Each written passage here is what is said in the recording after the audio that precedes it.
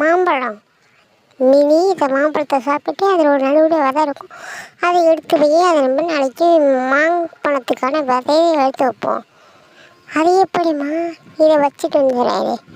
மாம்பழத்துலேருந்து விதை எப்படி எடுக்குதுன்னா, சாப்பிட்டு வச்ச விதையை எடுத்து மண்ணில் வச்சு புதைச்சி தண்ணியில் ஊற்றோம்னா உங்களுக்கு மாஞ்செடி முளைச்சி வந்து மாம்பழம் நிறையா காய்க்கும். ஓ, நாளைக்கு காமிக்கிறீங்களாம்மா? நாளைக்கு பாரு, நான் செய்யறதுமே செய்யணும்.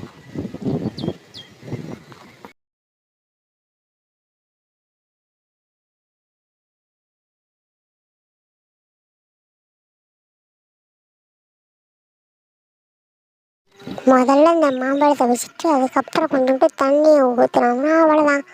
அதுக்கப்புறம் தானாக மாம்பழ செடி முளைச்சி வந்துடும். ஓ, இப்படி தானா? ஓகேம்மா. அம்மா சொன்னாங்க மாம்பழத்தோட விதைய வச்சா மாம்பழம் வைக்கணும். அப்படின்னா சாக்லேட்டை வச்சா சாக்லேட்டு முளைக்கும். அப்படின்னா என்னோடய 5 ஸ்டாரை வச்சுட்டு நான் நிறைய 5 ஸ்டார் பார்க்க போகிறேன். நல்ல ஐடியா.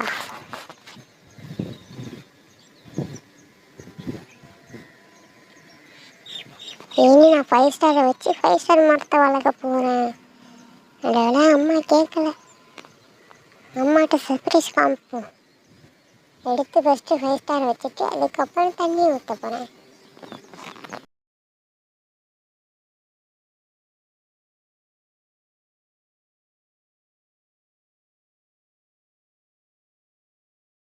காலையில் எனக்கு 5 ஸ்டார் மரம் காய்ச்சிருக்கும். நான் 5 ஸ்டார் எடுத்து சாப்பிட போகிறேன். 5 ஸ்டார் மரம் சீக்கிரம் முடிச்சோன்னா நல்லா இருக்கும்.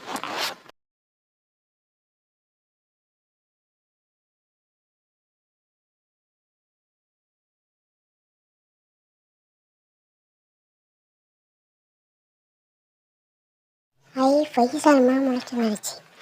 5 ஸ்டார் மரம் முளைச்சிருச்சு. என்ன 5 ஸ்டார் காய்க்கல?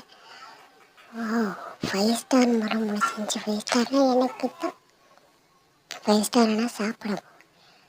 5 ஸ்டார் 5 ஸ்டார் 5 ஸ்டார் சாப்பிட போகிறேன். 5 ஸ்டாரா? என்ன கண்டுபிடின்றேம்மா? நீங்கள் தானே சொன்னீங்க மாம்பழம் வச்சா மாம்பழம் வைக்கணும். அதான் நான் சாக்லேட்டு 5 ஸ்டார் வச்சேன். 5 ஸ்டார் முளைச்சி வரலாமா? ஓ, அதெல்லாம் முளைச்சி வராதே. நீ நிற்கிற மாதிரி செடி வந்து 5 ஸ்டாரும் இது வச்சு முளைச்சி வராது. பழனுடைய விதைகளும் காய்கறி விதைகள் நீ வச்சாலும் முளைச்சி வரும். இனிமேல் நீனு மறந்துடு. அது மாதிரி